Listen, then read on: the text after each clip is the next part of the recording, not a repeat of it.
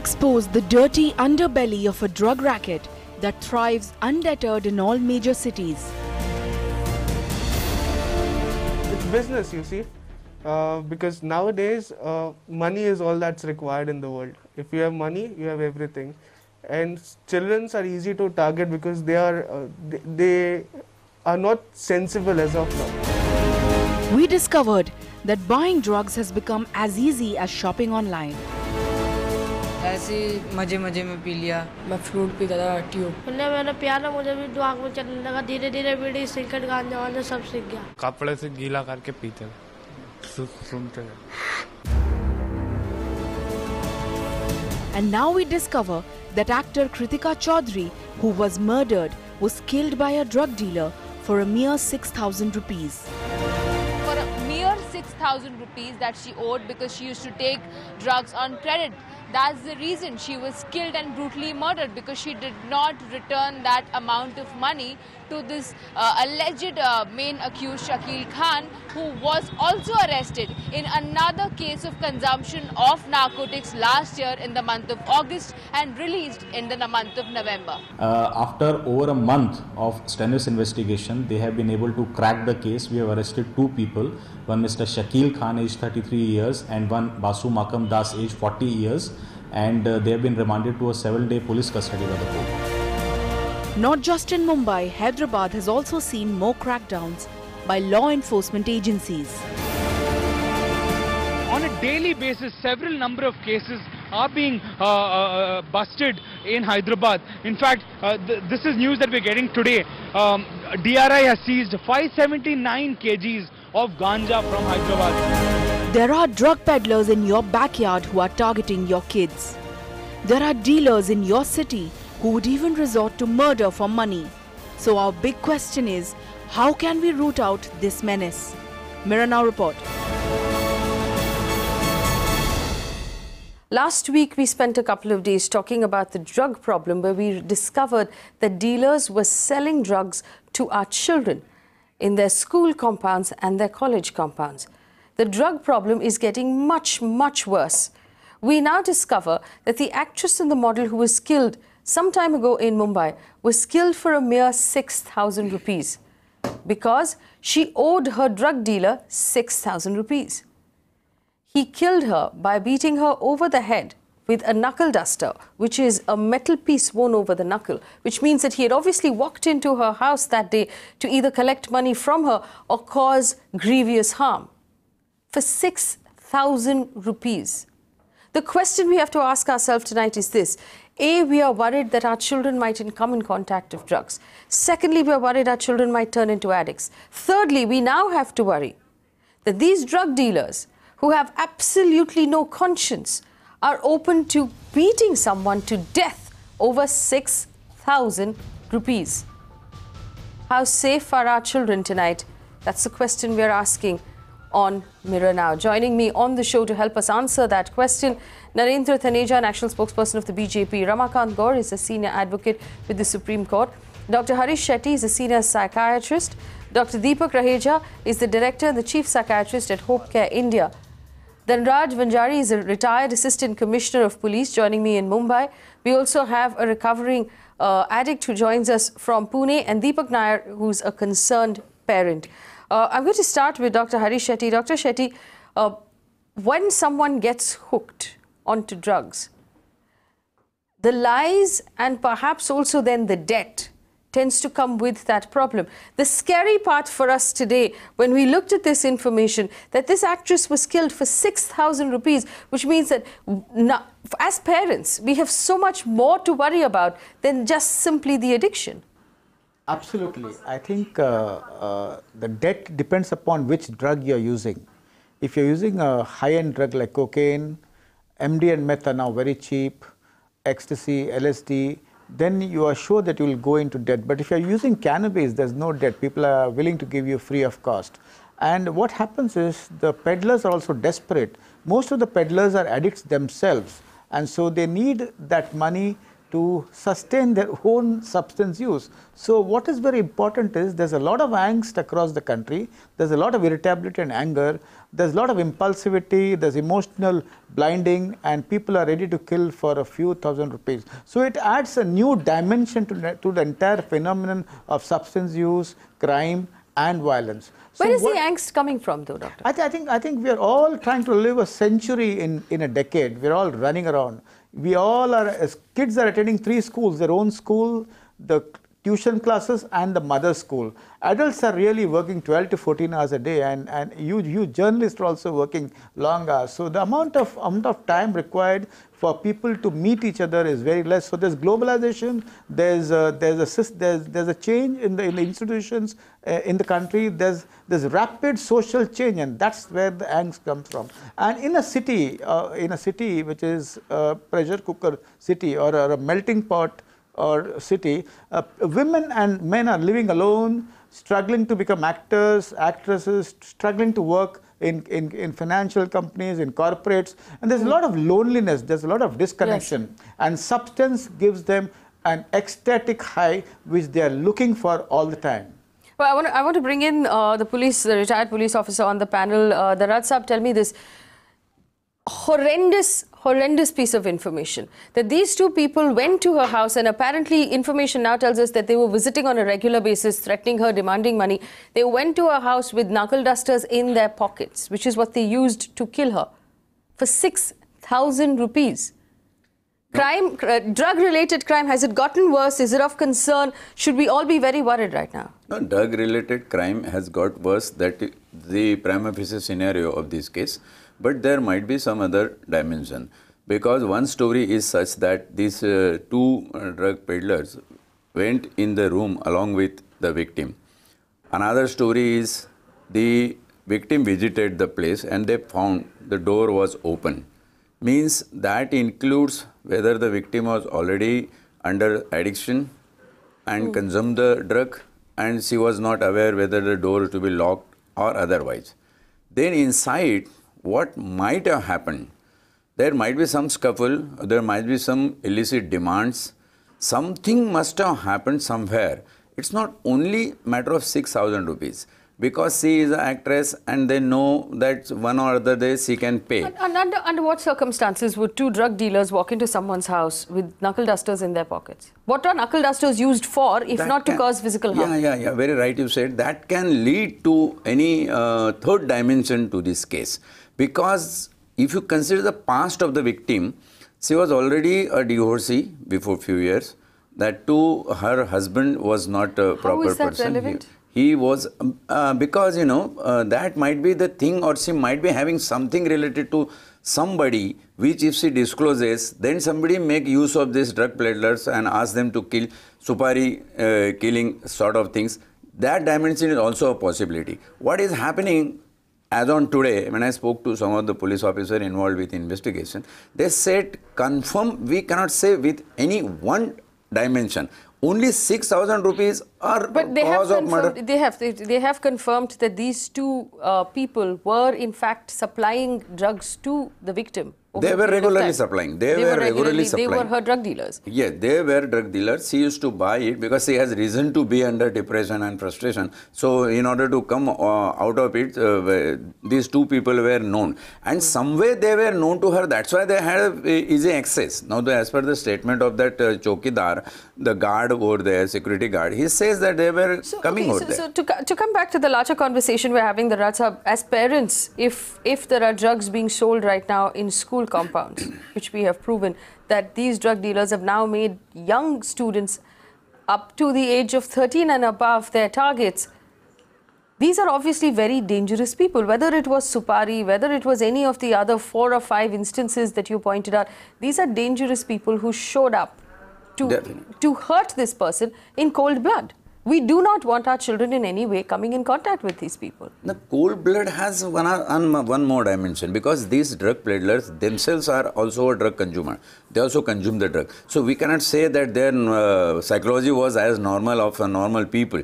It might not be. Must be some exaggeration, or they might be having some sort of a level of their distorted psychology. They committed this Dr. Shetty, I must ask you to weigh in on this. I think at that point of time, as I just mentioned, I agree with the inspector that drug peddlers are also addicted to substance, and there could have been an impulsive attack, there could have been a scuffle, a quarrel, a fight, and in the past also drug peddlers have hit people who have not been able to pay off immediately, and drug peddlers have threatened the families of those who have brought drugs. So anything could have happened, but the point is, as the inspector says, drug peddlers are also probably addicted, and their mental health state would not be as normal as one expects. But I would like to give a perspective. Normal people commit more crimes than the mental ill or the drug peddlers. Deepak Nair, I want to come to you here. Deepak, over the last week or so, we've been talking. First, we talked about the fact that after Hyderabad, we discovered that drugs are now easily available to minors. Are you concerned as a parent? Yeah, definitely, because this is not a small thing. Every child is vulnerable to this particular thing because these people have reached inside the school. Not they are just standing out, but what I feel and what I have heard, and mostly I've seen also, I don't know how to convey this message, but yeah, they are inside the school also now. What have you seen? Ma'am, I've seen children and they are very much addicted. I will explain you. I've got the news from other parents and other children also that, uncle, I have seen my friend bringing something white stuff in his pen. So can you believe, like, this is... At what age? They are just 8th standard students, 7th, 8th. I hope so. So 13 or 14? Oh yeah, nearly 12, 13. Yeah. So like, and like it's easily available. Like if a child, I don't think even he must be having a pocket money of 100 rupees a month. But they are affording it. So I don't know on what level this thing is gone. And it's really a big concern for me, for many parents. Because as sir has merely said very true that it's a pressure cooker in this current city or everywhere in this nation. But you know, all parents are busy after their livelihood earnings, and like you never know like what things are coming near our children's. We really pamper our children's, but on some stage you don't know, because we trust our children that they are doing good. Other all are not that good, but my child is good, so we trust them. But you never know like what they are up to and what they are in, what circle they are, and what things, because these things are not only near about, they have these people are approaching them. So this is a big concern. Right, I want to go to our guest from Pune who's a recovering addict himself, and I want to understand from you how dangerous you believe these drug dealers tend to be.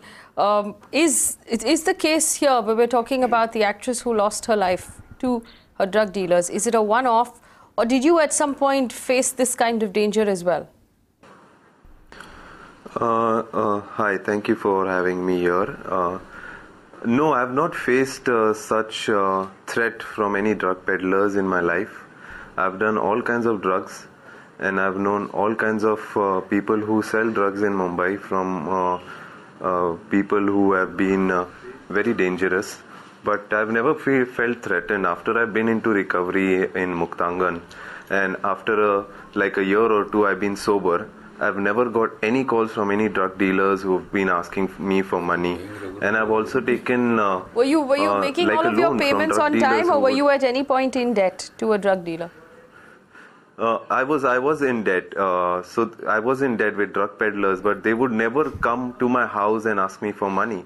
In that sense, they were very professional in whatever they did. So it was not something that they would come to my house with knuckles and then try to hit me with that. That's not how it goes for them. They want and they have a lot of business. I'm not the only one to whom they're supplying their drugs. They have a lot of people with whom they cater the drugs. Well, I want you to respond to what Deepak Nair just said. He said as a concerned parent, he's heard about students who come to school in the 8th and 9th standard with white substance powder inside of their pens. How real is that? And is that something that you believe has developed over the last couple of years? Yeah, I think it is just developed in the last couple of years that kids are getting supplied, because drugs are easily available in the slums now. and kids being very vulnerable, like the drug peddler who was interviewed last time, he told us about how it is very easy for them to target kids. So kids become very vulnerable and they get a feeling of standing out. So not all the kids in the class have a pen which has some white powder. So here's a kid in the class who has a white powder in his pen, so he feels all cool, he feels like the boss of the class. So this feeling that these kids get, that I'm different, I'm someone out of the box, is a high that they get when they have something like this with them. So it's really a concern for parents also, and it's actually an identity crisis where these kids do not know what their values are or what they've been taught at home. So they are just misguided, they're confused as to what should they believe and what should they not. So they get easily distracted with these drug peddlers being very appealing, very attractive to them at a very young age. Right, let's talk about this makes the kids very rebellious. Let's talk about the legal. My question to him is, he said that drug peddlers are appealing, so I just wanted to know what exactly it is. Like, how come, like, can he explain? What is your question again? I'm sorry. He said something that like drug peddlers are appealing, so I'm really surprised. Appealing for what? Yeah, that's what I want to ask him. He said. No, they just approach. Okay. Okay. How are the drug peddlers? They approach you. They approach you. He's talking of approaching. Okay, let's do. Yeah, I'm not talking about in the other sense. Okay, let's talk about the legal angle of it. The fact that if these drugs are available in our schools, is there a massive failure right now of law and order? Where are the drugs coming from and how are they getting into our cities? Dhanraj sir? Drug is a big racket. If you look at international level, drug is the biggest supply for terrorist activities. It's the second industry after the entertainment industry, that is Hollywood and Bollywood. So people are very highly placed and big people, they are involved with this. Drug is also related with human trafficking. So this is inevitable part that the drug-driven societies would be created in future more and more time. A big question and challenge before the law and order authorities that what we are required to do. We need to strengthen our intelligence system and try to get maximum information. I know in last few days, the ANC, anti-narcotics cell of Mumbai, has done a lot of recoveries of these drugs from the joints, but not that all the joints are under the cover of police. And now, these things have come to your food, cakes, biscuits, your drink, with injection, with anything. Now, a man sitting in front of me, a girl sitting in front of me, taking Pepsi. But I have no reason to suspect that Pepsi is injected with drug. And this kind of things, when spread in such a human... Okay, so my question is, yes, we're talking about the last mile, the person who's peddling on the street. But that person is the smallest part of that puzzle. We need to ask about the drug lords who are bringing massive kilos and kilos of these drugs into our cities and getting away with it. Dr. Shetty, why is it we're not able to actually nab any of those? We need to look at the change in the scene of the drugs. In the 1980s, we had opium, heroin, brown sugar, cannabis and alcohol. Now we have meth and methadone. They are not brought from abroad. They are made in small labs inside India. Many of those labs have been busted by the police recently in Maharashtra and other parts of the country. So it can be made in 1/10 of this room. And so these are all chemical drugs are made in labs, and these labs are run by chemists as well as somebody who owns the labs. So intelligence agencies will have to go back from the peddler to the source and crack those labs. Well, opium and cannabis, they need not be brought from abroad. They're all available in India. There's Kerala opium, there's Nepal opium, there's Manali opium. Any kids who tell you that they're going to Manali for a picnic, be careful. They're going to have the Manali hash. And kids who go to Goa very often, be careful because they're going to have joints and drugs. So there is no drug which is mixed in Pepsi. There's no drug which is mixed in water. Most of the drugs are either smoked, snorted, eaten, injected or alcohol which is drunk. So most of the drugs are inside India. It's not about the golden triangle or the golden crescent anymore. It's chemical drugs manufactured in small rooms inside India. So the agencies, there are many agencies which are supposed to really crack them. They should get together. The intelligence has to be good, and they need to bust the labs and not arrest the peddlers. Let me bring in Narendra Taneja, spokesperson of the BJP representing the government. Mr. Taneja, thank you for listening very patiently. This is a continuation of what we picked up post the Hyderabad drug racket, where we discovered that there were clientele aged 13 and above. 13-year-old girls who were buying drugs and sending compromising pictures of themselves to drug dealers in return for drugs that they couldn't pay for. The Hyderabad police then had to send a notice to 26 schools and 27 colleges telling them that, listen, we know that students from your schools and colleges are on the clientele list of these drug dealers we have now arrested. And now we find out that this actress in Mumbai has been murdered by 2 drug dealers. How did the problem get this bad, and is there a solution that the government is working on right now?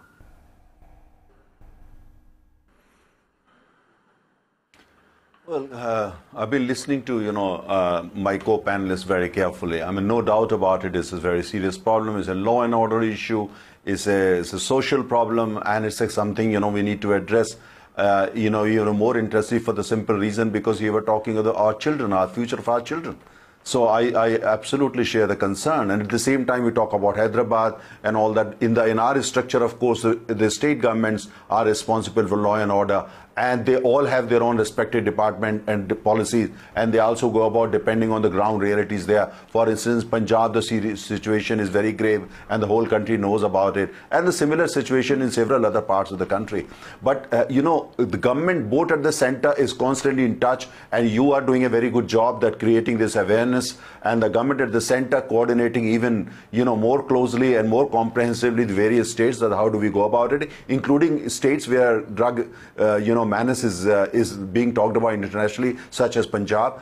But at the same time, it's important for me, and I'm not saying that the government is fully working on it, but at the same time, we also got to understand that it's a major social problem, and it also has to do with our lifestyle today. It has also to do with the kind of growing stress in our children. It's also due to the growing gap between kids and the parents, because parents don't have time for the children, and at the same time also the way we run our school these days, in the sense that schools Mr. Taneja, we can discuss all of those things after we've removed the drugs from the school compounds. We can discuss all of those things after we've stopped the supply of drugs into our schools.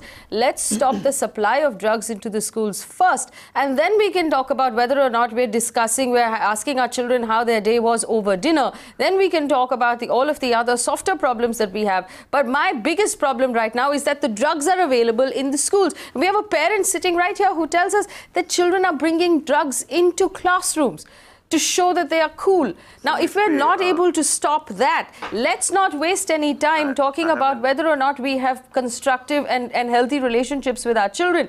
The problem is that, first of all, the drugs are in our schools. And let me bring in Ramakanth Gaur. Ramakanth Gaur, this is concerning. No, it's all part of the same. I think. No, it's not the part of the same thing. No, it is not the part of the same thing. When we grew up in the 80s and the drugs were not in our schools and our parents perhaps were also working, we dealt with it in different ways. We have to first stop the supply. With all great respect, I must disagree with Mr. Taneja. Mr. Taneja has shrugged off the responsibility of the central government. This is a central act, Narcotics, Drugs and Psychotropic Substances Act. So NDPS is a central act. The responsibility to prevent this drug trafficking is on the center. There are few central agencies which are responsible for this. One is Narcotics Control Bureau, and then Directorate of Revenue Intelligence is one of the agencies which is a central agency which is taking care of this. Now, several other agencies which would fall under Central Excise Act, which would fall under other central subject, they are responsible for prevention of drugs. More particularly, I would specifically say that these drugs are being smuggled from cross borders. I have had specific instances of that, where certain paramilitary forces officials have been arrested for the smuggling of the drugs. Exactly. So they cannot shrug off the responsibility of the central government. to say that this is a state subject and central government is coordinating. And I'm not specifically on BJP or Congress. This is subject of central government. So I need to be very specific on that. Next, the school compounds or the college compounds must be examined so closely. We have the example of Hyderabad Police's communication. Please look at the schools and colleges in Bombay, in Delhi, Noida or anywhere.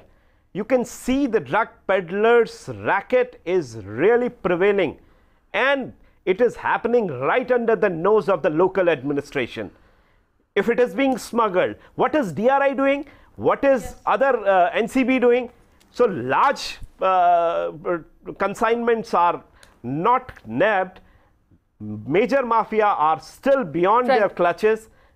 Whoever they are being catching is only small-time drug peddlers. Absolutely. In fact, do we have the audio for Dr. Deepak Raheja? Can he hear us, or are we going to try and get him on? But Dhanraj Sahab, this is the problem, and this is what we talked about. We can keep nabbing the small peddlers on the street corners. They'll be replaced immediately by 10 other people who will do the job that they're doing.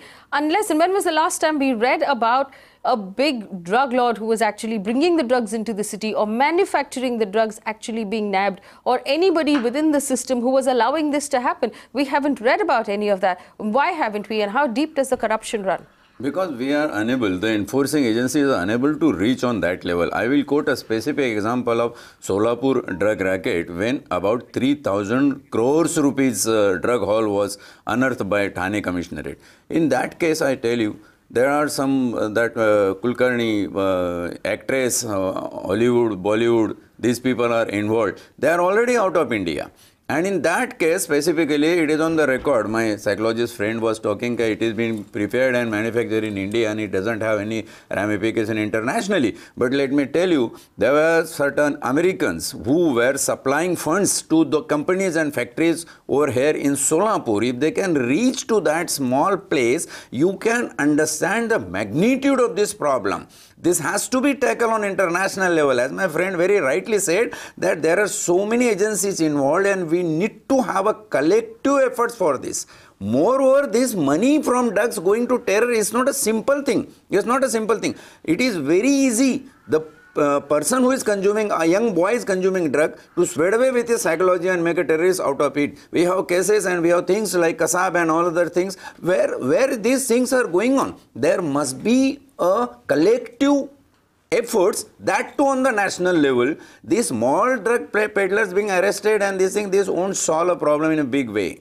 Right, and I want to bring in some voices right now. Jaya's on the phone line from Mumbai. Jaya, go ahead, we can hear you. I would like to say that drug abuse is an evil that is widely prevalent in many parts of the country. In many places, it's not reported. And we know that the country is a young population and a very bright future. It is at a very high risk. First, let me tell you, there are two types of children. The young school children under 10 do not know that there are drugs. They are, for more of sales. There are hawkers who sell all sweets, candies and ice creams outside the school, and they are always having drugs in them. So when a child goes to buy one day, it will buy it every day. And then that is one. So for this, you need a holistic approach by the parents and the school authorities. Parents should ensure that the children are not given money at all. They should say that, see, if you want something, we will buy it for you. And try and, that way not allow them to make any purchases in or outside the school. And the school authorities should tackle it very seriously. They should be policing and no, but Jaya, with all due respect, just turn around and say parents should not give children any money at all. And I think that's unhealthy, because you'll raise children who have no idea how to manage money. The problem is not the fact that you're giving your children money. The problem is that there are drugs available outside your child's school. I do not understand how we can still sit around this evening and talk about the fact that this is either the parents' fault or the teacher's fault or the principal's fault. How are they going to stop the drugs from coming into our city? This is clearly a law and order problem. Deepak Nair, do you in any way, can you stop the drugs from coming into your children's school? Ma'am, I don't think so, because now when our children go to school, especially in recess times and all, I'm not talking about a particular school, but mostly children, they go out mostly children who are about 10 or 11 or 12, as ma'am said, Jaya ma'am said. But these things are easily available to them. And I said that things are not outside, they are inside the school. So my concern is with the authority, Mr. Taneja and sir, I would request sir also, that they look into this thing, because things are not outside, they are inside. And our children who are near about 10 and 12, they are getting into this thing. They have been very easily given in the beginning. And then once this is addicted, they are used to it, and then they manage the money. The money is not a problem. Many parents, they don't give children money. They give them tiffin, breakfast. But once our children get used to these things, again, that's what I'm trying to tell you. Yes. Once they're used to these things, then they manage Dr. it. Shetty, Dr. Shetty. I think I'm involved in a school, SM Shetty School at Power. We have a drug policy. Every school needs to have a drug policy, which means what? Which means that we have a clear-cut policy that we can frisk children at the gate as and when we want. If we find drugs with any child, we will refer him to a rehabilitation center, to a counselor. We will carry out activities on drug awareness and drug prevention. I think schools should not also absolve the responsibility. Schools should also address modern issues for children. Now, outside the school, there are some rumors also. Strawberry candies are not available. That was a big rumor. It's not available at all. What is available outside the school is cannabis, that is weed and hash, ganja and charas. What is easily available outside the school is MD, that is mephedrone. What is again easily available is methamphetamine. Many engineering colleges also have rusticated children because they carry drugs into the hostels. Now, engineering colleges, MBA colleges, and other colleges have cannabis inside their campus. You can smell in the canteen. Now, which is why I'm saying colleges and schools need to have a clear-cut drug policy which is inclusive, and that will also help the problem in a very big way. I think what's really important, what we've gathered from what Dr. Shetty has just told us, is information. Now, Deepak Nair sitting here as a parent, this whole business of strawberry candy was not the drug, something else was the drug. This is what the drug looks like. How many parents even know what the drugs look like today? How do they know what they're looking for? How big this thing is? If it fits into a pen, on the inside of a pen, are we looking for white powder? Are we looking for a piece of cellophane with a smiley face on it? We don't even know what we're looking for. In fact, one parent came to me and said that he was very happy to see that his son is studying in a park. I said, how do you know this? He said there was some grass inside his pocket. I told him to bring the grass. I saw that it was weed. So there's lack of awareness how the drugs weed is look. Very much common nowadays. And kids believe that weed is very safe. Weed is not safe because in an agrarian economy, the tiller could postpone his work and if he's stoned. But now it's a cognitive economy, the brain. The kids have to use his brain. Weed will bring down their concentration, their memory, make them very aggressive, and the marks can drop. Right. I want to bring in, I want to involve Mr. Taneja again. Mr. Taneja, it's not about money. It's not about the relationship we have with our children. Like I told you, that 13-year-old girl in Hyderabad who was buying drugs was not buying it with money. She was buying it with photographs of herself. There is a far bigger problem here, and that is the availability of drugs and the lack of information about it. I just want to know, and you said the government is doing a lot. What is the government doing specifically? I would like to know from Mr. Taneja that what are the steps, basic steps they are taking, especially for children, because children who are above 15 who are going to colleges, okay, it's really easy for them, but now children who are below 10, 12, if they are getting this thing very easily, I would like my government or Mr. Taneja to help me out. What they are coming up with things surrounding our schools area premises, that these things can be taken control, because that is my major concern with Mr. Taneja. I would like to have the answer from him. Narendra Taneja, please respond. Yeah. You see, first point, when in my earlier remarks, I talked about the parents should have more time for children and all that. But that's not I'm not saying all parents. No. I'm just saying that, we basically have to look at all this thing holistically. One of my co-panelists said that central government is shrugging the responsibility. Where is the question of shrugging responsibility? I mean, here is a government which is very aggressively promoting yoga. Why? Yoga means basically better connect with your roots, better connect with your health.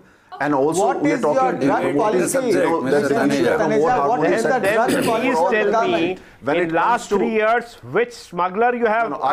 You don't. Mr. Taneja, with all due respect, Mr. Taneja, I practice yoga myself. It is not a solution for the drug problem that is killing our children. Let's focus. Let me ask the question one more time. What is the drug policy of the government of India right now?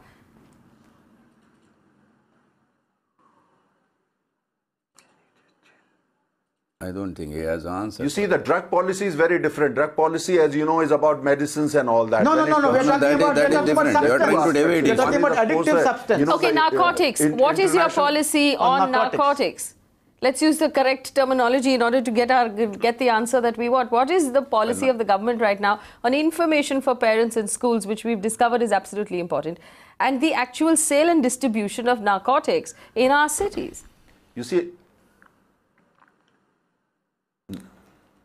see, narcotic policy is well known. If you have to give me plenty of time for that if you really want to get me into details. Number two, there are two aspects of it. Number one is the international aspect, which is a serious concern. And as you know, that there are smugglers from countries including Pakistan and beyond Pakistan and Afghanistan and all that. So since we came to power, we have basically strengthened our A, intelligence, B, enforcement when it comes to these things, and you can see the results. Talked with the people living in the border areas, and at the same time, the kind of checks which are now done at different international airports, both the west and east, but more on the western side. Second thing is that is more the synthetic drugs. You see, these days, as one of the panelists also talked about, these days you need a very little investment to set up a small unit to manufacture drugs, synthetic drugs, and they have a lot of other things. So those are other things on which the government is in consultation, and we are coming out with a broader policy, deeper policy in consultation with the state, because that is something which the state governments will have to implement, and the state governments will have to strengthen depending on the realities there. And cook these substances. And can you answer this question, please? No, listen. And the third thing is that all the substances and the chemicals and other things which can be used in order to make drugs. You see, that's another area. So this is an area of focus for us. And as I said earlier, for us, important thing is on the one hand to control it and come out with a new initiative in order to check it, so that, because after all, our precious children, they are the future of this country. And at the same time, very articulate but inconclusive answer. No, what is bothering me right now is if they have a list of substances which are banned. Excuse me, sir, I have to make a point here. If you have a list of substances which are banned, which are synthetic and which can be used to create your drugs, why are they available in the market? How can these people buy them, and why can they set up laboratories where they can manufacture these drugs and then they can give it to our kids, where they can fill it in a pen? How are you monitoring this? How are these substances reaching these people? Because the government is responsible for these substances, well, monitoring is done, and that's what is called the law and order. No, I don't. Problem with understanding the whole crux of the No, to be fair, Mr. Taneja, to be fair, our senior journalist told us yesterday that a lot of the drugs that are being supplied to Mumbai, for example, are being manufactured in abandoned factories within MIDC, within government factories, which are now abandoned, chemical factories, which are now being used to manufacture drugs. So you said there are two problems. One, the drugs that are coming in across the border, which are poppy-based or which are opium-based. The other is the drugs that are being manufactured in the country. I agree, these are two problems. Dr. Shetty pointed those two problems out at the beginning of the show. I want to know, what is the solution to these two problems? What is the government doing to make sure that people cannot manufacture these drugs in the country and they don't bring in drugs from other parts of the world? Listen. What are you doing? Tell me what you're doing.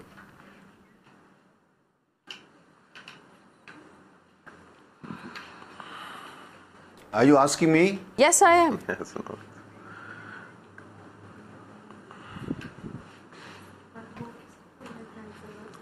Is this question addressed to me? Yes, it is. Sorry. Okay. Well, you see, I try to explain to you. You have to give me, try to explain what the government is doing. But as I said, when it comes on the ground, tell me, you are in Bombay, tell me the new initiative taken by different governments. different government, because let's not forget one thing. This is a law and order issue. Tell me, because drug policy, in Mumbai the government is run by the policy, BJP. State government enforcement is a state issue.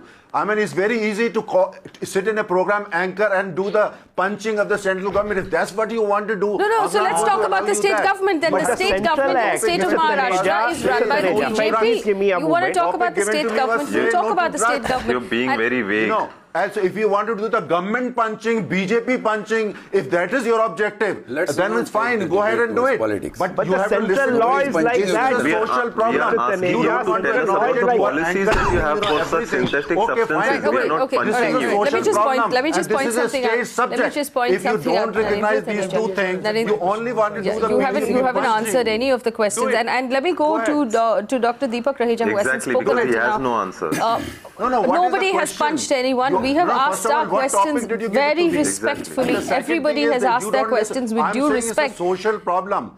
You feel like you're being punched because you have no answers. You're punching yourself. Deepak Raheja, Dr. Deepak Raheja. I would like to add a small point. The Supreme Court had taken cognizance of the issue. Of the problem, yes. And the Supreme Court legal authority wrote to the state legal authority, and the state legal authority in Bombay took up this issue and are conducting sessions in schools and colleges for the last 1 year.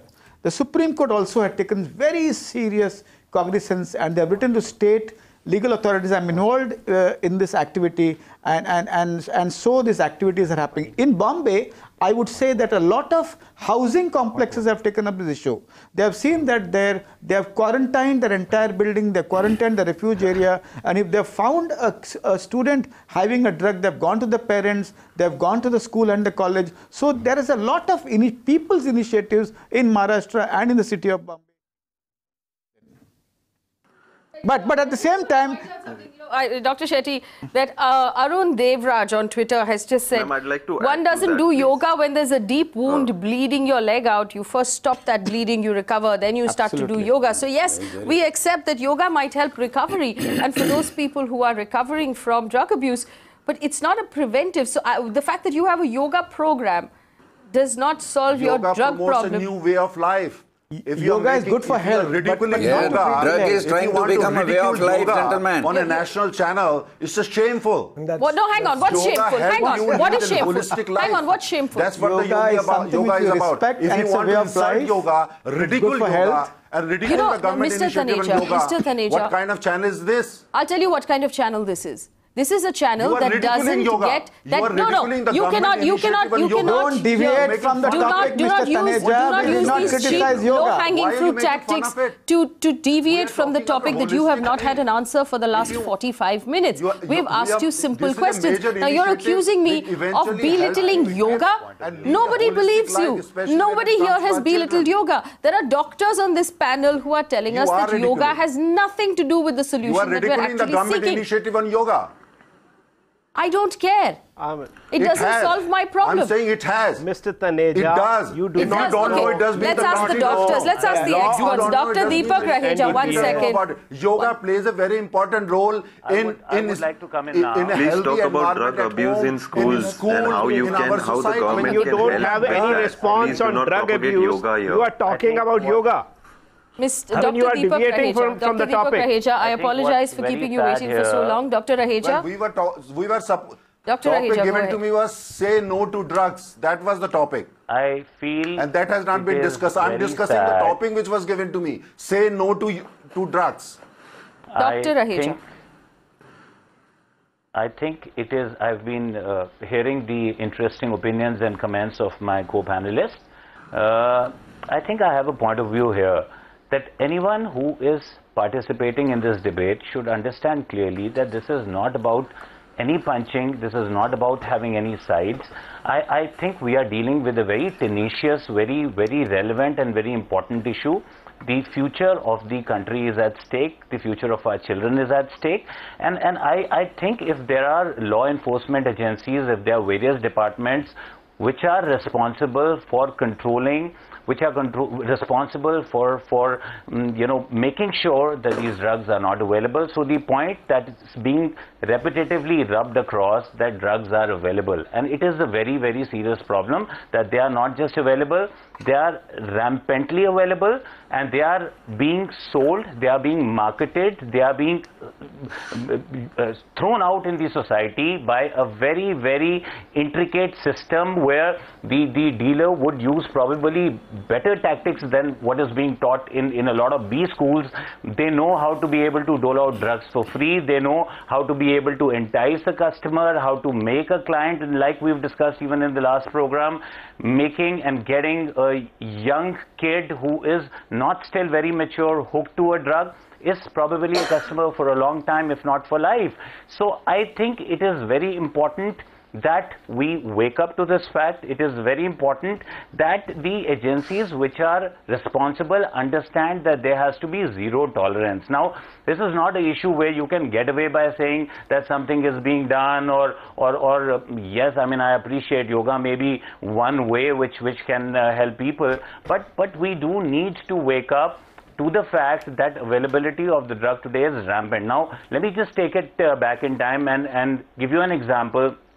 In 80s, though the drug mafia was not so rampant, but there was a particular drug, and one of the senior politicians' son got addicted to that drug. And in about 4 weeks' time, it was made sure that that drug was not available in the country or in that particular city. So I think if the political will becomes very strong, like I've been saying, you know, there have to be multi-pronged approaches. The professionals need to pitch in their efforts. The availability, I mean, that's something I totally understand and endorse. That has to go away.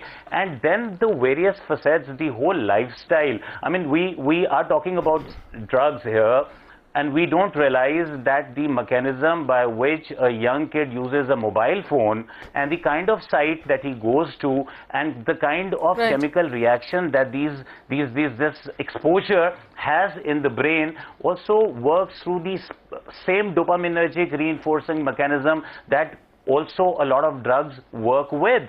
So, all right. So you know, I just want to focus back on one thing, and that's the law and order situation. I want to bring in Ramakanth Gaur. Ramakanth Gaur, you know, the truth is that unless we accept we have a problem and start actively working to solving that problem, we're going to get nowhere. Saying that we have a yoga policy is never going to get us to where we want to be. That's not even the first step, and that's the problem, Ramakanth Gaur. Correct. And at the outset, when it is being denied that this is not a central subject, this is something which shows the ignorance of my learned panelist. I may not have anything about his intent, but it is about the ignorance of the subject of the gentleman. Central subject. I never said that. No, you have to allow me. Narcotics Control Bureau is a central agency which has central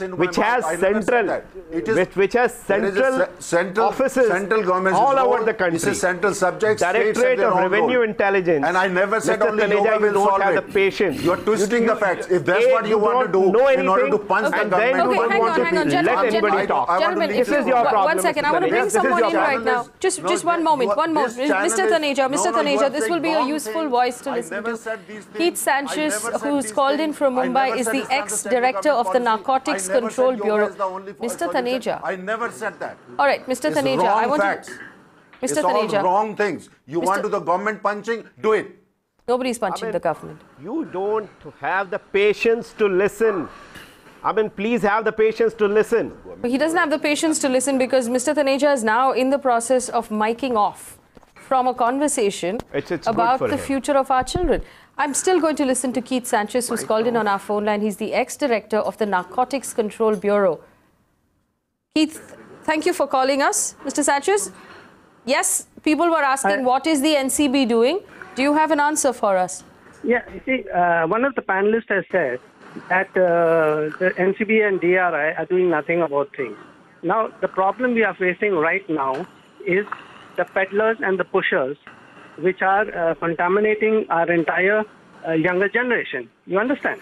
Now, what happens here is that the Narcotics Control Bureau and DRI, we have a limited number of staff, and our charter of work is basically to deal with international and interstate or intercity gangs, which are big mafia-type gangs.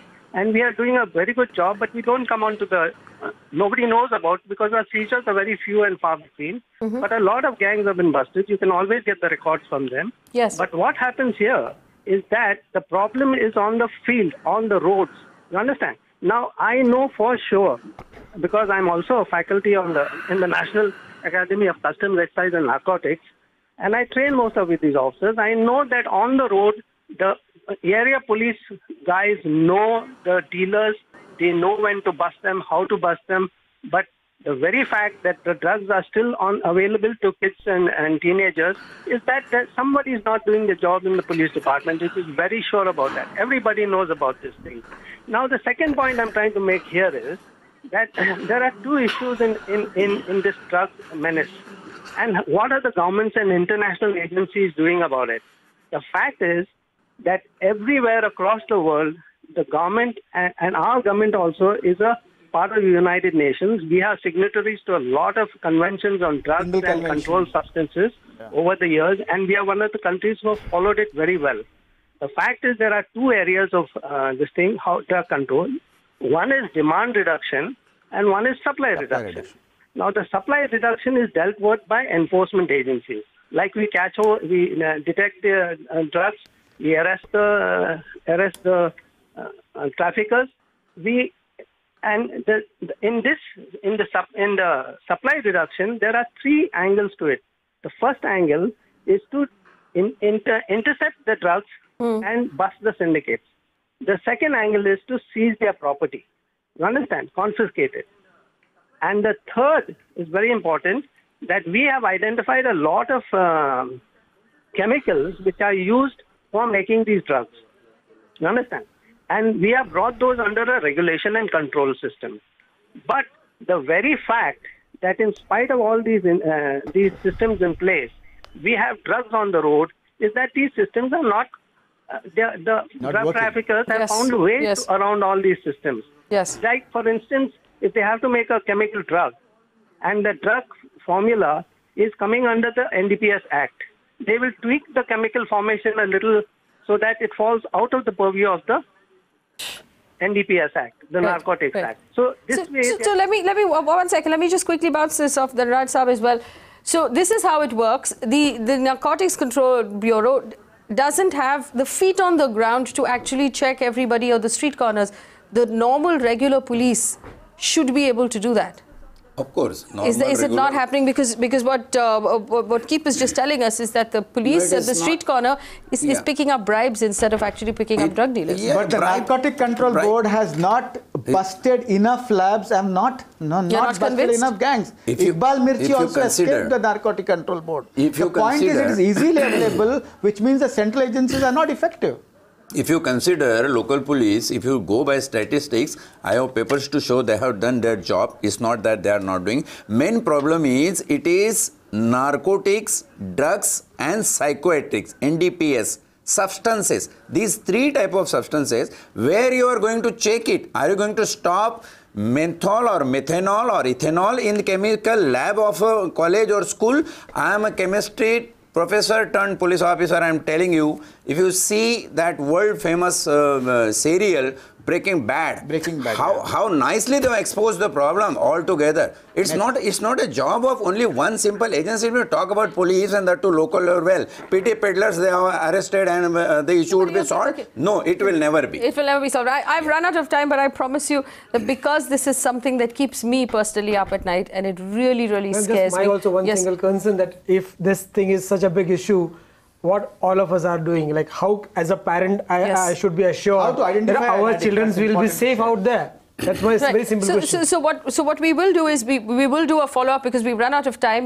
We will do a follow-up, but we're putting out on our screen right now, we are also putting out on our Twitter handles the telltale signs, the red flags, which parents can use to tell if your child is using. But like we pointed out the previous time we discussed this, those are red flags will be useful, but then your child is already using.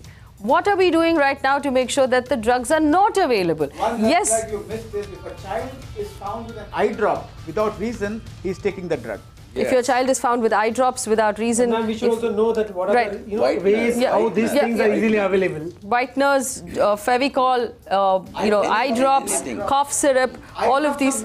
I used to remove the redness, of their eye after they have smoked something or the other. Right, we're going to have to wrap this up, but I want to point out very clearly that I was disappointed that the representative of the government decided to leave this conversation. But we will continue to talk about this because I believe that the most important thing right now is the information. How do we know as parents? How do we know as teachers? How do we know as school and college principals? And more importantly, how do you deal with the case after you discover it to make sure that you're giving this particular young adult or child a safe place in which they can talk about it and they can recover from the problem so that they're not completely shunted out by society. We will continue to give you this information on this channel and on our social networking websites as well so that you have information. But we have to fight this, and we have to fight this now. Because, like pointed out on the panel, our entire future as a country is at stake. So all of this, Startup India, Build India, Swachh Bharat, none of it counts if we lose our youth to drugs. We have to come together right now. This has to be our unifying force. Thanks for watching.